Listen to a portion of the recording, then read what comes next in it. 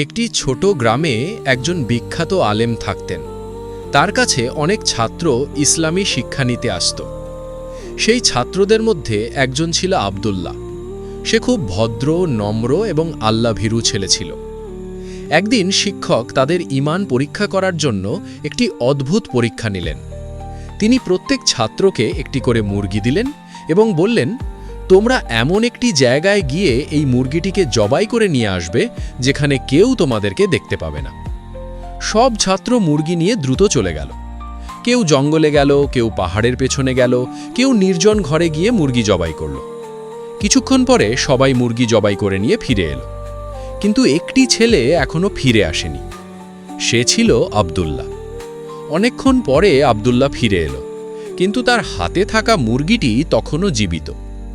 শিক্ষক অবাক হয়ে জিজ্ঞেস করলেন, আব্দুল্লাহ, তুমি মুরগিটি জবাই করনি কেন?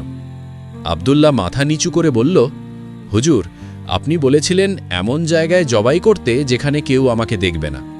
আমি অনেক জায়গায় গিয়েছি, জঙ্গলে, ঘরের ভেতরে, পাহাড়ের পেছনে, কিন্তু যেখানেই যাই আমার মনে হয়েছে আল্লাহ তো আমাকে দেখছেন।